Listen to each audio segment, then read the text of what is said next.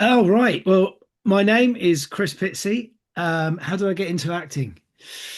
I I was really into sport at school. I was big on sport. I was big in boxing, football, and then a girl I fancied suggested when I was 15, around 15, did I want to come to the local drama group um, outside school? And I went, yeah, okay. And to be honest, I got there and realized, wow, this is really what I want to do. I was always getting in trouble for talking too much at school. And then I found a platform where you were encouraged to talk and make people laugh. So I found my home. So from that point on, I started doing local plays with the Compass Youth Theatre in Ickenham, London. And then from there, went to secondary school, and the drama teacher there turned around to me and he said, "You could do this for a living. You should really think about this." And that was Mr. Tunley. Everyone always talks about one teacher that really inspired them. And I'd say that was Mr. Tunley. He was brilliant at drama and he pushed me. And I got on with it from there as well, really. And then from there, went to the National Youth Theatre. I was told I should audition for that. Got in, started doing plays with them in the summer. And the rest is history. Drama school and still going. First of all, my character name was Keith. Um, and I was cast by the lovely Corinne Rodriguez. But I'd literally just finished Rose Bruford College of Speech and Drama, as it was called back then. And we just done our showcase. And so we were out celebrating, having a great time. Got home, thought nothing more of it.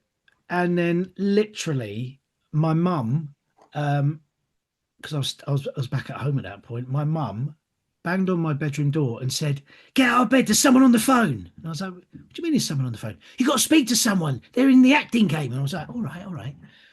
And I was convinced it was one of my mates having a wind up. So picked up the phone and I got, "Hello, this is Corinne Rodriguez here.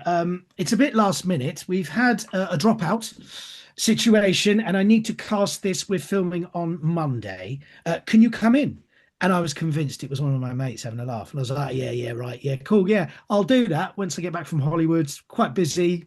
Yeah, whatever. Who is this?" And she was like, "No, this is Corinne Rodriguez. I'm serious. This isn't a joke. And I need to get you to come down to the studio and meet me."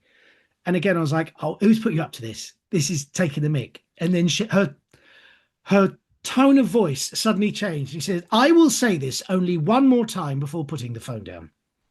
I am from London's Burning, and I would like you to come down and do a last minute audition."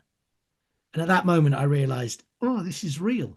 So I completely backtracked and put on my nice voice of, "Hello, how can I help you?"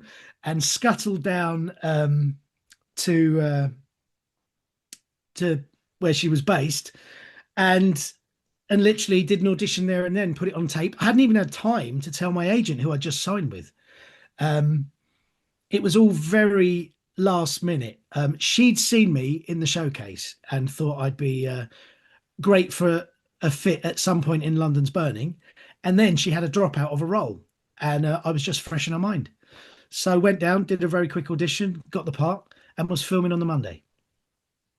Yeah, well, I think my scene, to be honest with you, was it was put into the script as a reflection of what was happening to Glenn Murphy's character at the time.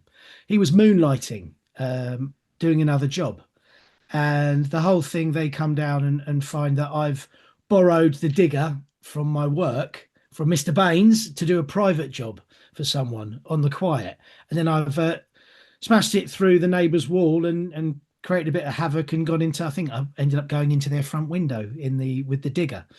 Um, so I think the whole point there was to reflect the dangers of what he was doing on the quiet, doing another job as well as the fireman. So that's what it was all about. It was good fun. Um, that was my first ever job actually from drama school. First paid job. Basically what it's like, obviously, when you get on set, you're waiting around to do various things. On this particular job, um, I was only being used in one location. So it was all pretty organized and quick for me. We did it in I think we did it in one day.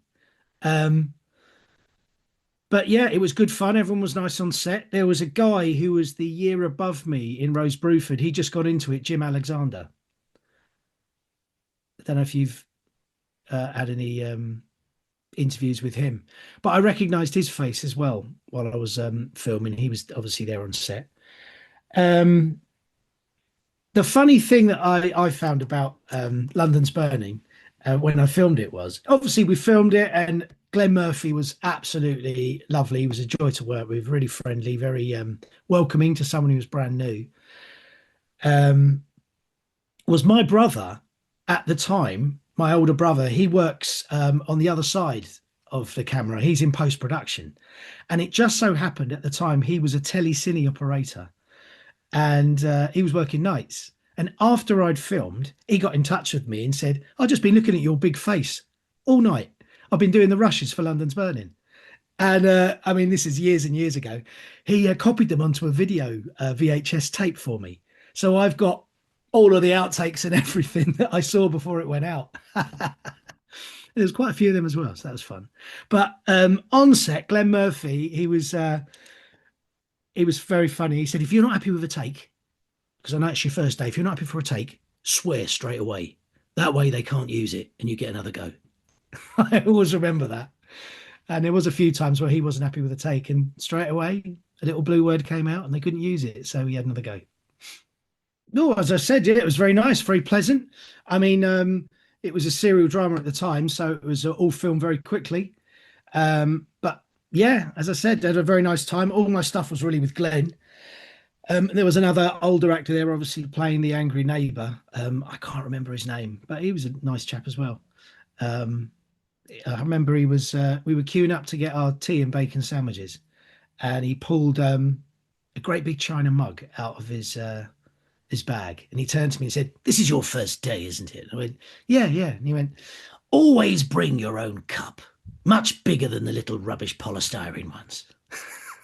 I thought, "Oh, thank you, I'll take that tip."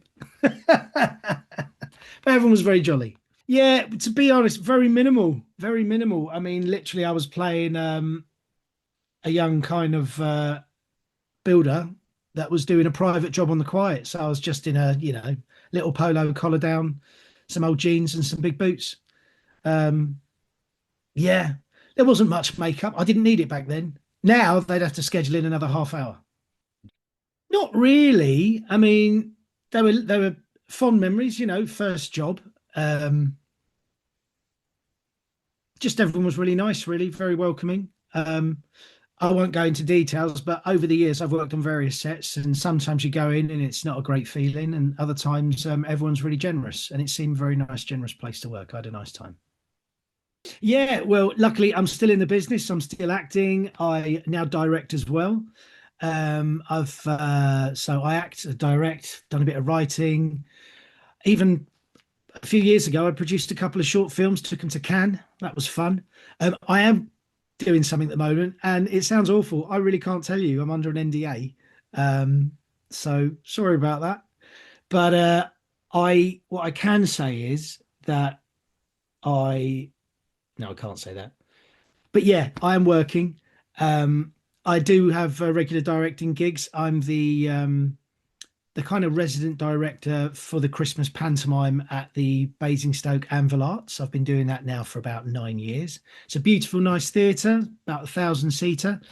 So I direct, and I'm the comic there as well. And I also add lots to the script. So yeah, that keeps me busy. I do that every year.